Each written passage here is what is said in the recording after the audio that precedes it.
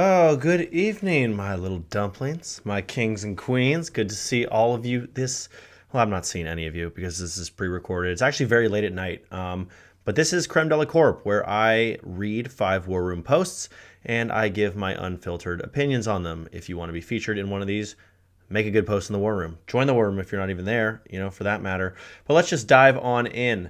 This first one is called Advice Needed. Is a master's degree worth it? I mean, tell me. Yeah, I got a little master's degree in business. You could say I'm a master of business, but honestly, is it worth it? Yes, if you go to a top 5, it's worth it no matter what. If you are simply in sales and trying to stay in sales for forever, no, it's not worth it. It can be worth it. Depends on if you want to be like a CRO or something, you want to go that far. But do you need it to be a VP of sales?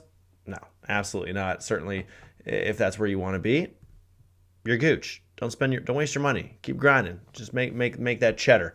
Next post is from Nairobi. How many questions do you usually ask during a discovery call? Well, I depends on how transactional I suppose the selling is, the sale. If it's a super long sales cycle enterprise deal, I'm asking a shitload of questions. I'm asking a ton. I mean, however many it takes, honestly. I don't have a set number. I mean, I had like a few that I needed to know answers to, probably about like 20. I don't know, discovery, it's kind of an ongoing thing. But in that first call, I probably get in about 12, but I probably had about 20 I would have liked to have gotten answered in a perfect world. If it was super transactional, I don't need to ask that many questions. I just need y'all to swipe that credit card. That's it. Number 3 here, we've got Outbound email tip of the week. Oh, this is from John Barrows, who did the Why You, Why Now training. And this user goes into a little bit of depth on the Why You, Why Now component of Outbound. If you're asking me a tip on Outbound, to me, it's keep it super short. Personally, as someone who actually gets hit up by sales folk all the time and just, I do respond to as many as I can, but it's the shorter ones that I find a lot easier to respond to. The super long ones, I'm just like, I'm going to come back to this one. But like I can catch them in the flow of what I'm doing already. So your boy just spits out a, yeah, no, thank you, but I really appreciate the hustle. But hey, yes, yeah, no is as good as a yes. It's not as good as a yes. It's as useful as a yes. Definitely not as good as a yes, not as tight. Next post is getting over public speaking fears. Ooh.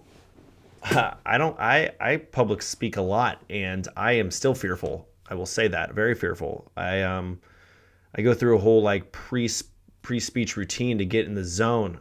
Includes a few songs, includes a little meditation, if you will, some breathing exercises, because your boy gets rattled. And then I just chug a bunch of pre-workout and I just hope for the best. The top comment is just remembering that people on this planet, or 90% of people on the planet, are absolute morons. So that does help. Practice, yeah, rehearse in the mirror, always good. I actually do this thing when I'm training or practicing for like big in-person events.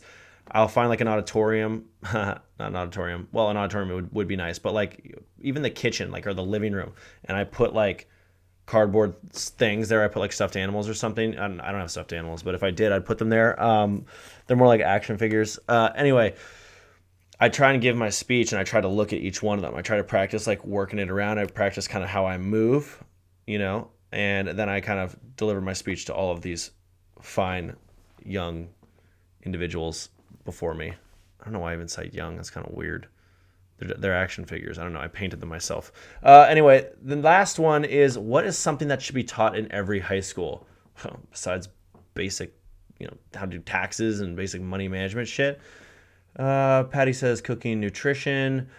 On something I've been thinking about, because I've been running into this a lot lately, is why aren't people taught to hustle across crosswalks or at stop signs, whatever, crosswalks, we'll just say. Because it seems like some people just act like the rest of the world isn't happening and that there aren't cars waiting for them. It's like, all I'm asking, if I'm in a car and you're crossing the street, you're going to make me wait, even though I'm faster than you, I could just get by and I could run your ass over and kill you. Show a little hustle. Like just like a quick jab, just like, or like a brisk walk, like, hey, yep, on me, I'm wasting your life right now. Just a little acknowledgement. I do think that should be taught, because I just want to run the people over who just take their sweet ass time, as if, people aren't waiting on them. Like there's, it's somehow in their God-given right. Like, I know the law says pedestrians have right of way, but like, do you? Like, do you really? Like, you want to go down this route and find out? Anyway, I wish they taught that in high schools. We'd all be better for it. Anyway, that's it for this evening's Creme de la Corp. I hope to see you next time. I hope you continue watching these. Tell your friends, tell your mama, tell everybody about it, because, I'm not going to keep doing these if we're dropping like 26 views. You know what I'm saying? So maybe I should just get better. I don't know whose fault it is. It's someone's fault. I don't like to take accountability for stuff. So see you next time on Creme de la Corp.